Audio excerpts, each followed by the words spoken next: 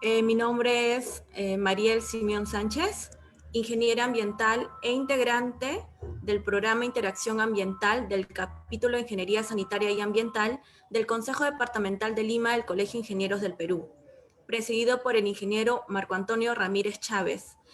Y en su nombre y en representación le damos la más cordial bienvenida al Foro por el Día Mundial del Agua, 2021, el valor del agua. Sabemos que el agua es un elemento indispensable en la naturaleza y forma parte de los ecosistemas naturales, sino también es importante como recurso económico y industrial, ya que se usa en innumerables actividades industriales. Por ello debemos reducir el despilfarro para que el reparto pueda ser equitativo y llegue a todos. En esta oportunidad, quien moderará este evento será la ingeniera Cristabel Ángeles Mejía, ingeniera ambiental de profesión formada en la Universidad José Faustino Sánchez Carrión, egresada de la maestría en Ecología y Gestión Ambiental y colaboradora del capítulo de Ingeniería Sanitaria y Ambiental del Consejo Departamental de Lima del Colegio de Ingenieros del Perú, a quien les cedo el uso de la palabra. Muy buenas tardes, ingeniera. Muy buenas tardes, Mariel. Muchísimas gracias. Precisamente el día de hoy nos encontramos en la realización de este foro, como mencionó la ingeniera Mariel, le hemos denominado el valor del agua, que es liderado pues por la Organización de las Naciones Unidas en referencia a que para el año 2030 todos deberíamos tener acceso a este recurso, pero sin pues que involucre la afectación del ecosistema. En este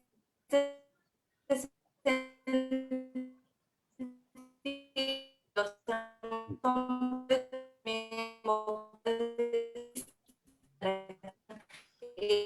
pocos en la pequeñas poblaciones de Europa.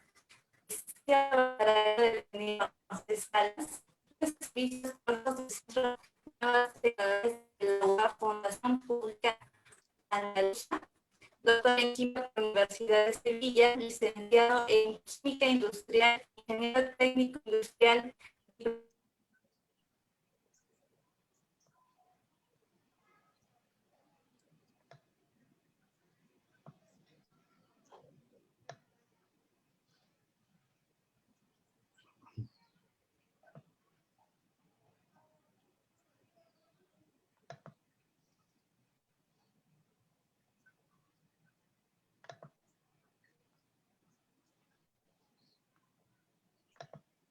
Continuando con la presentación, la ingeniera Cristabel tiene problemas de internet.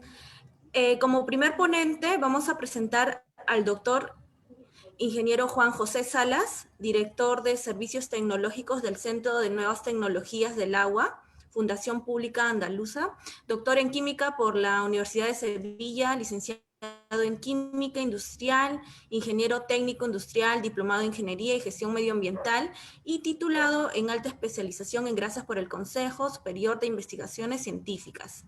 39 años de experiencia en el tratamiento de aguas residuales, especializándose en la depuración de los vertidos generados en pequeñas aglomeraciones urbanas.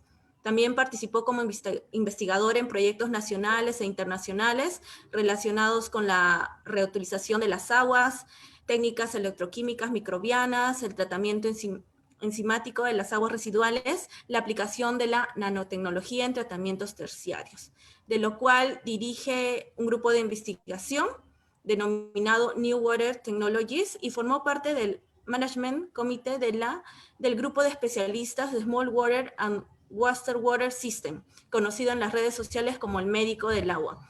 Adelante, doctor, con su ponencia. Buenas noches. ¿Se me oye correctamente? ¿Se oye bien?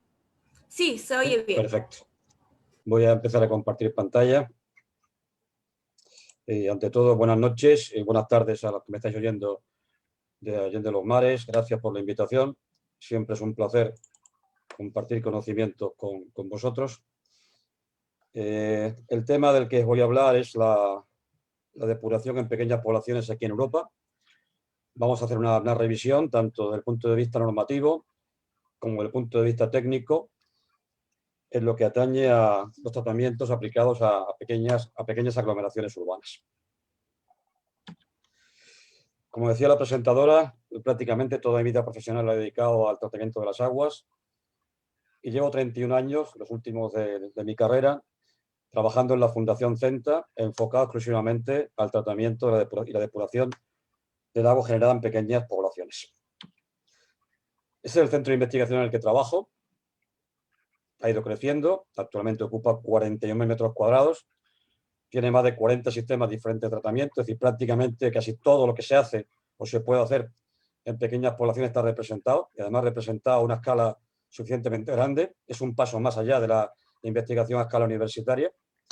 Además de la línea de tratamiento de agua, contamos con una parcela de 18.000 metros cuadrados para hacer ensayo de reuso. El reuso también formará parte de la última presentación del amigo William, del ingeniero William. Aulas de formación, estación meteorológica. Siempre digo lo mismo, están invitados a verla, pero sé que es complicado, y más ahora con la pandemia. Con lo cual, mientras tanto, que tienen una dirección de YouTube en un vídeo en el cual en media hora se hace una idea bastante exacta de lo que es la instalación en la que trabajo. Entrando ya en materia, aquí tenemos el mapa de la Unión Europea. En azul oscuro los 27 países actualmente que forman parte de la Unión. A la izquierda aparecen detallados. Y en lo que nos interesa, cerca de 4,5 millones de kilómetros cuadrados de superficie, 446 millones de habitantes que hay que depurar. Y este es el estado de la depuración en Europa en el año 2020. La primera columna representa el porcentaje de agua recolectada, y prácticamente casi todo el agua, el 95% ya está recolectada, entra en línea de alcantarillado. La segunda columna en azul, 88%, está diciendo el porcentaje de agua que se somete a tratamiento secundario. Ahora veremos que aquí secundario en Europa es conseguir que el agua depurada esté por debajo de 35 miligramos por litro en sólido en suspensión, de 25 en DBO y 125 en DQO. Y la última columna, la más bajita, hace alusión al porcentaje de agua que se somete a un tratamiento más avanzado, porque se vierte a zona sensible con problemas de eutrofización y se exige quitar nitrógeno y fósforo. Ahí andamos por un 86%. Fíjense en la columna de la izquierda, un dato importante. Tenemos 446 millones de habitantes, pero aquí llegamos a 600 millones de habitantes equivalentes. Ahora hablaremos de este habitante equivalente, que es la forma que en Europa medimos la contaminación biodegradable. Ahora veremos que no trabajamos con habitantes censados, sino con habitantes equivalentes. Esa es la situación de partida. Y lo que nos queda por depurar, esta parte roja, prácticamente es lo pequeño. Lo grande está todo depurado, queda alguna ampliación, pero prácticamente está todo. La mayor parte, los diferentes países de la Unión, y en España por supuesto también, es lo pequeño lo que nos queda por hacer. Y aquí hay dos temas importantes.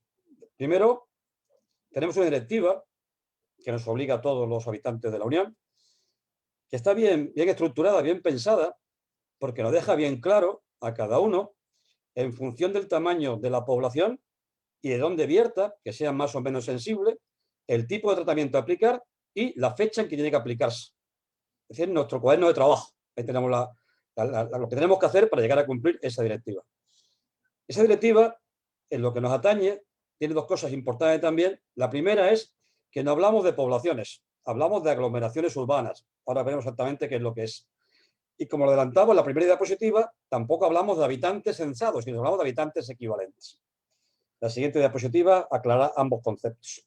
Esa es la directiva, la saca la Unión y los países la transponen a su normativa. En el caso de España, en estos tres reales decretos ley, los años 95, 96 y 98, se ha ido transponiendo la directiva. Los países siempre pueden ser más severos que lo que marca la directiva, pero nunca menos exigentes. Si la directiva marca 10, el país puede marcar 8, nunca puede marcar 12. Es decir, el límite, como mínimo, lo que dice la directiva, y a partir de ahí se puede ser más riguroso. Bien, primer concepto, aglomeración urbana. La propia directiva nos dice que una aglomeración urbana es una zona geográfica que está formada por uno o varios municipios. El caso más habitual, este de aquí, un municipio con una depuradora. Allí es Petar, aquí es Edar. Este es el caso más habitual de lo que sería una aglomeración urbana. Pero puede ocurrir también que por economía de escala juntemos varios municipios y los conduzcamos a una depuradora. Esto es una aglomeración urbana. Aquí en Sevilla, cerca de donde yo vivo, hay una gran depuradora que depura más de 20 municipios y constituye una aglomeración. Puede ocurrir también que en un municipio tengamos dos vertientes, no se puedan unir los colectores, tengamos dos puntos de vertido y dos depuradoras. Tenemos en el municipio dos aglomeraciones. Entonces, la propia directiva nos decía que los países miembros deberían definir en su territorio las aglomeraciones. Como paso inicial en la planificación. ¿Quién va con quién? Y vamos juntando. La tendencia, y siempre que se pueda, es unificar al máximo posible por economía de escala. Pero a veces, por topografía, por problemas sociológicos, por problemas de coste, es inviable y hay que separar. Entonces, en esa primera labor de ir juntando los distintos municipios a depurar, tenemos un mapa con las aglomeraciones. Por lo tanto, primer concepto a dejar claro, no hablamos de municipios, hablamos de aglomeraciones urbanas. Y segundo concepto, que yo creo que es interesante y algún día los países latinoamericanos lo irán aprendiendo también y lo irán metiendo en su normativa porque simplifica mucho bastante las cosas en cuanto al diseño, en cuanto a la comparación, el habitante equivalente. Aquí en Europa hemos definido el habitante equivalente como 60 gramos de oxígeno por día. ¿Eso para qué sirve? Pues sirve para tener en cuenta la contaminación no solamente de origen doméstico. En cualquier municipio que haya un aporte a la red de colectores de un agua industrial biodegradable, esa contaminación hay que cuantificarla. Y la cuantificamos con los habitantes equivalentes. En municipios donde no haya vertidos industriales, la población equivalente y la población censada van a coincidir prácticamente. Cuanto mayor sea la carga contaminante o degradable de origen industrial, mayor será la población equivalente. Y puede ocurrir que un municipio de 300 habitantes censados contamine uno como 2.000 equivalentes por la contaminación industrial. Entonces, la forma que tenemos para tener en cuenta eso. Y todos los datos que damos para el diseño, tantos gramos por habitante equivalente, tantos metros cuadrados por habitante equivalente. Es nuestro patrón de medida. Igual que hay un patrón para medir la longitud, el metro, para medir contaminación biodegradable, empleamos el habitante equivalente. Entonces, esos dos conceptos claros. No hablamos de municipios, hablamos de aglomeraciones y cuantificamos la población en habitantes equivalentes. Una vez que hemos sentado estas bases, vamos a ver por qué es diferente la depuración a pequeña escala, por qué hacemos un apartado para hablar de ella. Por varias cosas. Primero, por los condicionantes técnicos, fundamentalmente lo que son las oscilaciones diarias de caudal y concentración. A la izquierda, la curva clásica de variación de caudal de una población mediana grande, con un mínimo de madrugada, un primer pico cuando la gente empieza su jornada laboral, un segundo pico cuando vuelve la gente de trabajar, y que cuanto más pequeña es la población, mucho más pulsante van a ser estos picos, tanto en caudal como en concentración. Con lo cual, cualquier tratamiento que se aplique a pequeña población debe ser capaz de absorber esa fluctuación diaria de caudal y concentración de forma que siga cumpliendo los parámetros de vertida. Otra cosa importante es la pequeña población. Dada la pequeña entidad o cantidad que estamos generando de agua residual, cualquier cosa le afecta mucho porque no hay capacidad colchón, no hay efecto de amortiguación. Es frecuente que pequeñas poblaciones multipliquen por 2, por 3 o por más su población en un fin de semana o en verano. Y eso, evidentemente, hay que tenerlo en cuenta en el diseño. También es frecuente que en estas pequeñas poblaciones haya actividad industrial de pequeña cuantía, pero que esa pequeña cuantía, como no hay un efecto de dilución, afecta mucho a las concentraciones de las aguas a tratar. Y también, aquí en España es frecuente que por un mal estado de la red de alcantarillado haya intrusiones de agua del acuífero, con lo cual tenemos aguas con mucha dilución, poca carga, pero mucho caudal. Y eso afecta a toda la etapa de decantación. Incluso se dan casos que ciertos municipios que incorporan fuentes a la red de colectores. Y eso distorsiona bastante el tratamiento. Entonces, primer condicionante técnico, fluctuaciones importantes de caudal y concentración que deben ser capaces de absorber las tecnologías de tratamiento que apliquemos en este rango de población. Otra cosa importante, la economía de escala. Todos sabemos que 1.000 tornillos cuestan y 1.000.000 de tornillos cuesta más barato por unidad. Aquí lo que aparecen son las curvas para la tecnología de aireación extendida. La primera curva es coste de implantación, la segunda curva es coste de operación y mantenimiento, y se ve que los costes se van disparando conforme menor es la población. Es mucho más caro por habitante montar una depuradora en una pequeña población y mucho más caro por habitante mantenerla. Y generalmente estas pequeñas poblaciones no tienen suficientes recursos técnicos y económicos. Con lo cual, donde hay pocos recursos, incluso es más caro por habitante la depuración. Condicionante económico. Y por último, tenemos un condicionante normativo. Esta directiva que le nombraba inicialmente, de forma detallada, aquí se ve en función del tamaño de la población, los tratamientos que se van exigiendo y observamos que en el rango de 0 a 2.000 habitantes equivalentes, lo que se exige es un tratamiento adecuado. Esta singularidad de la directiva hizo que aquí en Europa consideremos población pequeña, aglomeración pequeña, la que está por debajo de 2.000 habitantes equivalentes. Lo cual no quiere decir que sea una frontera rígida. 2.000, 2.500 entra también dentro de este rango de pequeña población. Y teníamos un plazo a cumplir, que evidentemente no hemos cumplido casi nadie. El 1 de enero del 2006 deberían estar depuradas estas aguas. No se ha cumplido. Hemos avanzado mucho en poblaciones grandes, poblaciones costeras, pero en los pequeños nos queda un gran trabajo por hacer. ¿Y qué pasa con el tratamiento adecuado? Pues pasa lo siguiente. Estas son definiciones que se recogen en la directiva de los diferentes tratamientos. Tratamiento primario, secundario, más riguroso, equivalente a un terciario, y tratamiento adecuado. Lo que ocurre es que tanto para el primario, como para el secundario, como para el terciario, sí aparecen valores numéricos, porcentaje de rendimiento o valores a alcanzar absolutos. Como dijimos antes, en el tratamiento secundario estamos pidiendo menos de 25 miligramos por litro de DBO, menos de 125 de DQO o menos de 35 de sólido en suspensión. Sin embargo, en el tratamiento adecuado no aparecen límites numéricos. Queda en función de la calidad del punto en el cual se vierte. Y eso, la verdad, que distorsiona bastante a la hora de trabajar. Hay países como Francia que se ha desarrollado el concepto de tratamiento adecuado y le ha puesto números, y aquí en España algún día se abordará y también se le pondrá número. Mientras tanto, ¿qué se está haciendo? Pues generalmente se le está exigiendo a la pequeña población un tratamiento secundario, lo que dijimos antes, y cada vez más frecuente que se le obligue también a quitar nitrógeno y fósforo. Si bien la directiva empieza a hablar de eliminación de nitrógeno a partir de 10.000 habitantes, como dijimos que los países pueden ser más exigentes de la directiva, aquí en España y en otros países de Europa, es más frecuente, continuamente es más frecuente, que se empiece a exigir la eliminación de nitrógeno y fósforo en pequeñas poblaciones, lo cual exige adecuar los tratamientos para conseguir esta eliminación de nutrientes. Y para que tengamos una idea de lo que estamos hablando en cuanto a cantidad de aglomeraciones a depurar, me he ido a una zona española, a Galicia, especialmente caracterizada por la dispersión de la población, y fíjense, 1.388 aglomeraciones. Pero lo curioso viene en el reparto por tamaños. El 92% menos de 2.000 habitantes. 66% menos de 500 habitantes. Y con 100, 200 habitantes, el 35%. Fíjense la dispersión y la cantidad de trabajo que hay que hacer en pequeñas poblaciones. Aquí en España, el 72% de los municipios, de los 8.000 que tenemos, están por debajo de los 2.000 habitantes. Es decir, hay una gran cantidad de población pequeña pendiente aún de depuración. Y ahora entramos ya en materia. Una vez que hemos visto los condicionantes, vamos a entrar en tecnologías aplicables a la pequeña población. Y lo vamos a hacer siguiendo el esquema clásico, una depuradora, pretratamiento primario, secundario y más avanzado, y viendo qué se hace específicamente para esas etapas en la pequeña población. Y empezamos por el pretratamiento.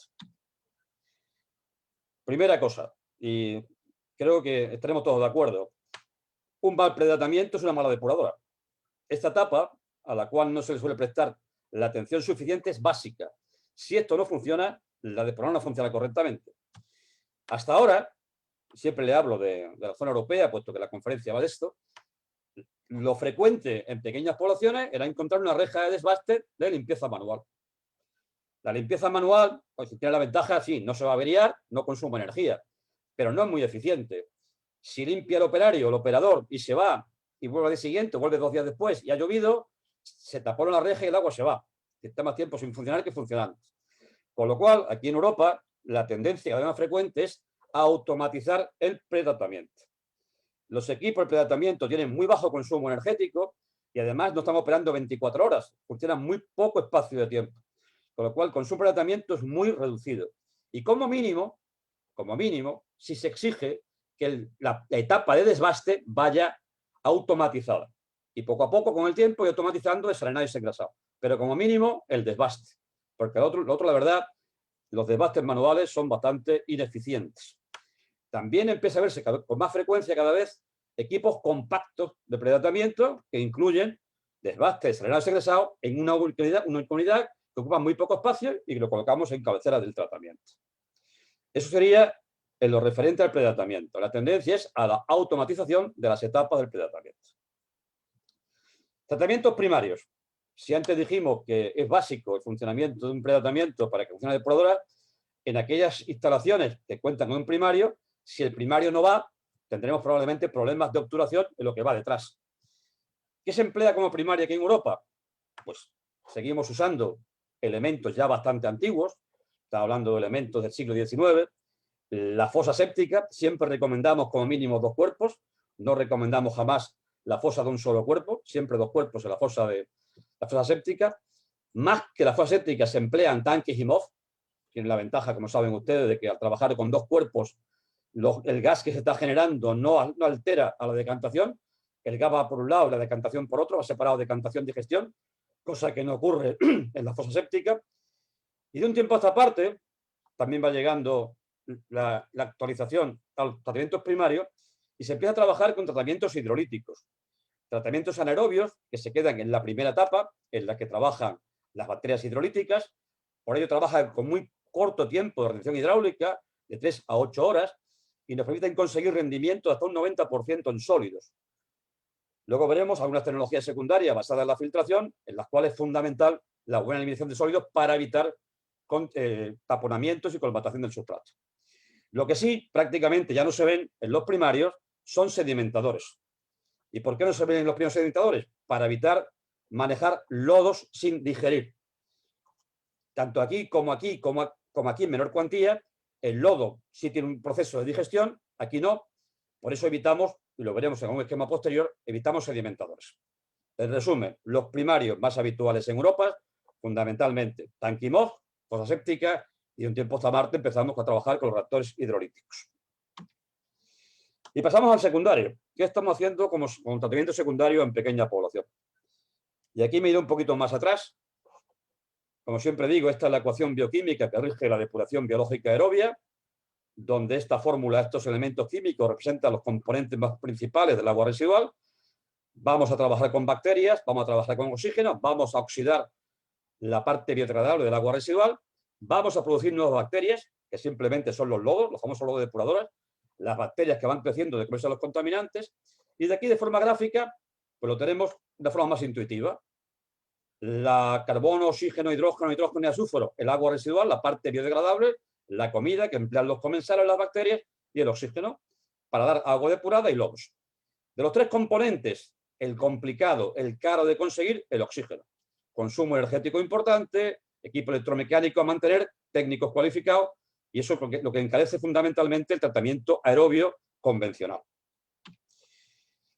¿Cómo podemos meter el oxígeno? El aire, al fin y al cabo, para que trabajen las bacterias. Pues de 2 formas. La clásica que conocemos, equipos electromecánicos, turbinas, compresores, eyectores, o también podemos recurrir a fuentes naturales de oxígeno, fotosíntesis, plantas emergentes, alternancia de encharcamiento en el suelo. Si lo hago de forma convencional, hablo de tecnología intensiva. Si lo hago de forma natural, hablo de tecnología extensiva. ¿Cuál es la diferencia entre una y otra? En una tecnología intensiva, yo estoy acelerando los procesos de degradación a base de meter energía al sistema, meter oxígeno de forma que no sea limitante. ¿Eso a qué me lleva? A un consumo alto de energía, pero a poca superficie. Por el contrario, si voy a una tecnología extensiva, una tecnología natural, no consumo energía o consumo muy poca, pero me hace falta más superficie. Ese es el binomio, energía-superficie. Y es lo que condiciona que yo pueda montar en un lugar determinado una tecnología intensiva o extensiva. La superficie disponible por habitante equivalente a tratar. Y pasamos ya ahora a casos concretos, a tecnologías. En tecnologías intensivas, aquí en Europa, la más aplicada en pequeñas poblaciones es la dirección extendida. Y sí, lo que hacemos generalmente es lo siguiente. Dada la buena temperatura, sobre todo en la parte más mediterránea de Europa, y los tiempos elevados con los que trabajamos, tiempos elevados de sólidos, de edad del lodo en los reactores, para evitar que los nitratos que se van a formar luego tengamos problemas de nitrificación incontrolada y escape de biomasa, lo que se propone siempre es que los reactores vayan con una zona anóxica en cabecera, óxica después, para hacer nitrificación, denitrificación y evitar que los nitratos lleguen a la zona de decantación y den problemas a la hora de la sedimentación. Es una recomendación bastante extendida que la cuba cuente con zona óxica y anóxica para nitrificar y denitrificar.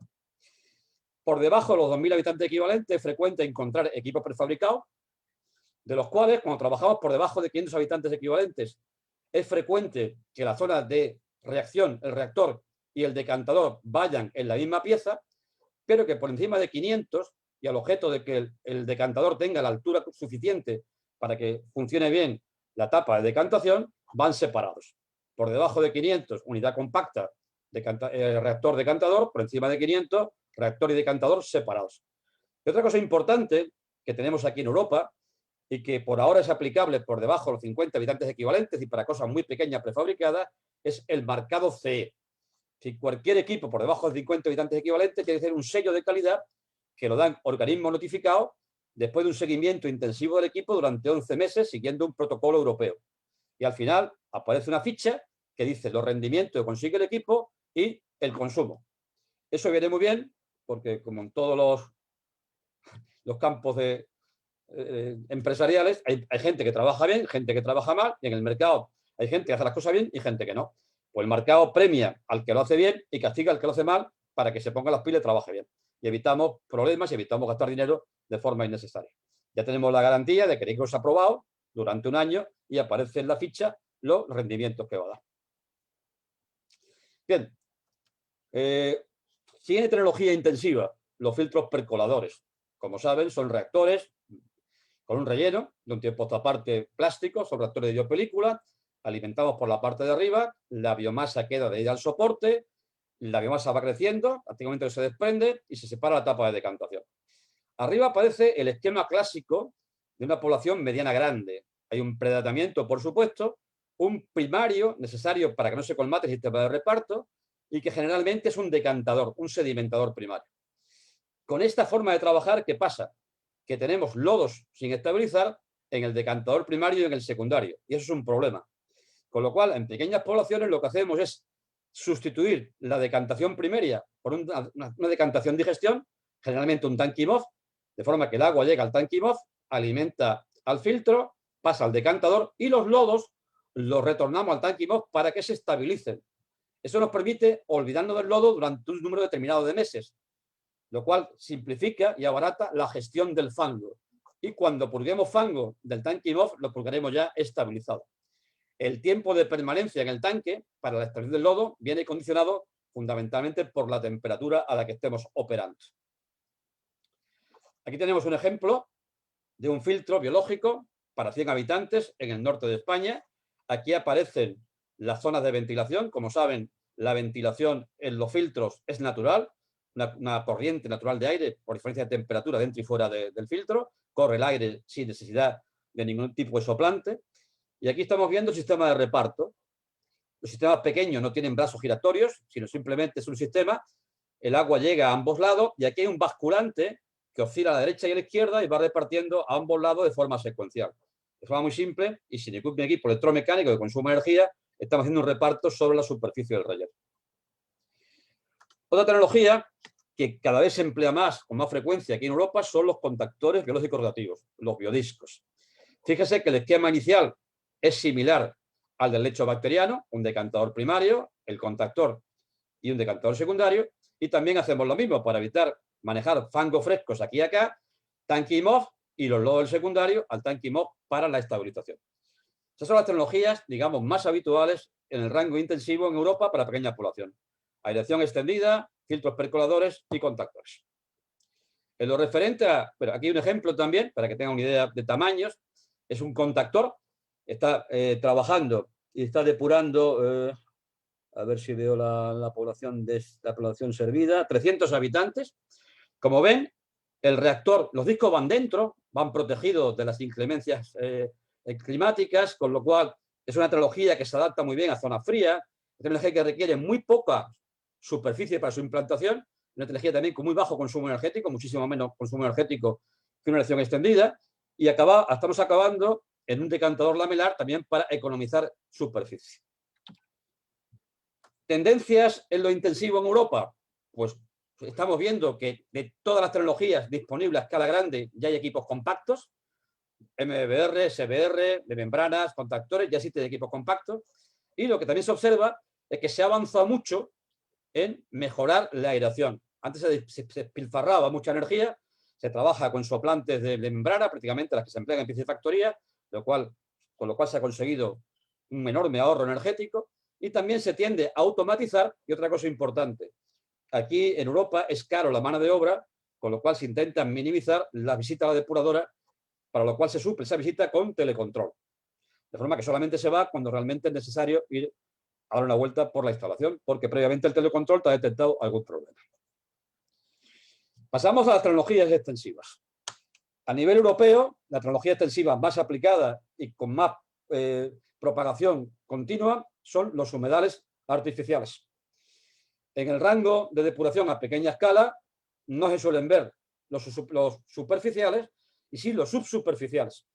Y de las dos modalidades, horizontales y verticales, aquí en Europa nos hemos decantado por los verticales, porque requieren menos superficie, nitrifican las formas amoniacales y son mucho menos propensos a la colmatación que los horizontales. En nuestra planta experimental tenemos humedales verticales con más de 20 años trabajando sin problema de colmatación, y sin embargo los horizontales más tarde más temprano han dado problemas de obturación. Por eso la recomendación nuestra es trabajar con verticales. Siempre que hablemos de agua residual urbana. Agua gris sería otra cosa, agua residual urbana normal, siempre con vertical. Algunos ejemplos: 1.200 habitantes, 1.500. Fíjense, una cosa importante de tipo de tecnología, la muy buena integración ambiental. Luego, además, el agua va subsuperficial, con lo cual no hay olores, no hay mosquitos, no hay contacto con las personas, no hay contacto con la planta. Como la reacción va por debajo, y en caso de que esté nevando, la nieve actúa como un colchón. En Centro Europa hay información y hay datos, si quieren se los puedo pasar, de humedales trabajando en condiciones muy adversas en invierno y prácticamente no se resienten los rendimientos. Dijimos antes que lo pequeño cada vez más frecuente que nos exijan eliminar nitrógeno y fósforo. ¿Cómo actuamos en el caso de los humedales? Pues como siempre, el que nitrifica es un vertical, siempre habrá un vertical, el que nitrifica, y luego ya veremos qué hacemos con las aguas nitrificadas. Una opción es, tenemos un vertical y parte del efluente retornarlo a cabecera a las aguas procedentes del tanque IMOF en condiciones de anoxia para desnitrificar. También puedo combinar un vertical con un horizontal, aquí nitrifico, aquí desnitrifico. Esta secuencia puede dar lugar a que en esta zona falte carbono, que como saben es necesario para la desnitrificación.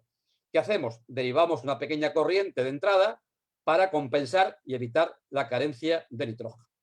Vertical, horizontal y una pequeña cantidad de carbono, de agua residual, para suplir la posible carencia y mantener la relación carbono-nitrógeno suficiente para que se dé la desnitrificación.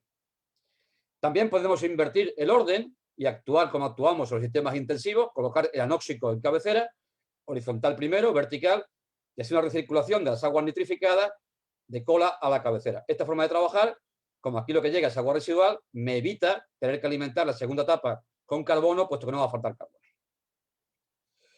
En el caso de la eliminación de fósforo, dos posibles soluciones: trabajar con materiales absorbentes con D de fósforo, o bien someter el efluente final con tratamiento físico-químico clásico con sales de hierro o de aluminio. Otra cosa que también se hace en Europa, y cada vez con más frecuencia, es el secado de lodo mediante humedales. Viene a ser como un era de secado, un lecho de secado, tan conocidas y tan abundante en Latinoamérica, mejorada. La planta va a contribuir por evapotranspiración a sacar agua del lodo. La planta está metiendo oxígeno, con lo cual estabiliza también el lodo. La raíz de la planta favorece el drenaje. Esas son las ventajas que presenta este tipo de lecho de secado plantado con respecto a un clásico. Se añade lodo hasta que se llega a un cierto nivel, se para, se pone en funcionamiento otra unidad, y cuando se ha secado ya el lodo, llega una máquina, se lleva la parte aérea del lodo y la parte de la planta y el lodo, se hace un compostaje, el rizoma no se toca, con lo cual no hay que volver a plantar y brota de nuevo y se van alternando los humedales en funcionamiento. Como cosa a destacar, hay plantas bastante grandes trabajando en climas tan complicados desde el punto de vista meteorológico por la elevada pluviometría y la humedad, como en Dinamarca, secando lodos de plantas convencionales. Ya voy terminando. Tecnología muy implantada en el territorio. Las dos veces que he tenido la oportunidad de estar en Perú, he visto algún que otro lagunaje. Aquí en Europa era muy frecuente trabajar con los tres escenarios: laguna aerobia, facultativa en duración, simulando lo que pasa en un río, pero de un tiempo a esta parte, el lagunaje es una tecnología totalmente en decadencia por dos motivos. Requiere mucha superficie en este entorno, está hablando de 7-10 metros cuadrados por habitante equivalente, y aquí la superficie es cara y escasa, y luego también no suele cumplir los requisitos que se están imponiendo al agua depurada, al agua final de la laguna, de la última laguna. Entonces, estaba en una etapa totalmente de decadencia, pero ha aparecido una oportunidad de poder rescatar la tecnología con una tecnología que no es nueva. Los reactores de alta carga ya se manejaban en Inglaterra, en Estados Unidos y en Israel en los años 50, y ahora se han puesto de moda, porque ahora lo que hacemos es, si antes el alga era un problema, el agua del lagunaje tiene alga, está verde, está afectando a la concentración de QO, ahora queremos producir muchas microalgas y hacemos reactores para producir microalgas. Estamos trabajando con reactores de muy poco calado, no más de 30 centímetros, una rueda, un paddle wheel, para que el agua se mueva a 0,3 metros por segundo para que no haya decantaciones, y empleamos el agua residual como sustrato. ¿Dónde está el problema? En la etapa de separación, de cosechado. El alga y el agua tienen prácticamente la misma densidad, con lo cual es complicado su separación. Está resuelto en instalaciones grandes con tratamiento físico-químico, con un DAF. Pero en poblaciones pequeñas nos empeñamos en hacerlo por decantación. Colocamos un decantador y al principio no decantaba prácticamente nadie. Pero con paciencia fuimos retornando al reactor las algas que mejor decantaban. Con lo cual hemos conseguido enriquecer el reactor en ese tipo de algas y la formación de un flóculo alga-bacteria que ahora consigue esto. Inicialmente dejábamos días y semanas decantar el contenido del reactor y no desaparecía el color de las microalgas. Ahora, gracias a la formación de este flóculo o alga-bacteria, en media hora conseguimos la clarificación. La tecnología está en fase de desarrollo, pero que digamos no tardaremos mucho en tenerla ya en el mercado, y hemos reducido los 8 o 10 metros cuadrados a 1 o 2 metros cuadrados por habitante.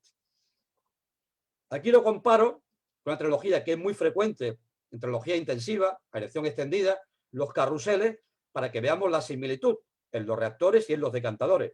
Diferencia básica: aquí me cuesta muchísimo oxigenar y aquí tengo sobresaturación de oxígeno a coste cero. Ahí trabaja la fotosíntesis. Y otra cosa importante, aquí trabajo de 4 a 5 metros de profundidad y aquí trabajo a 30 centímetros.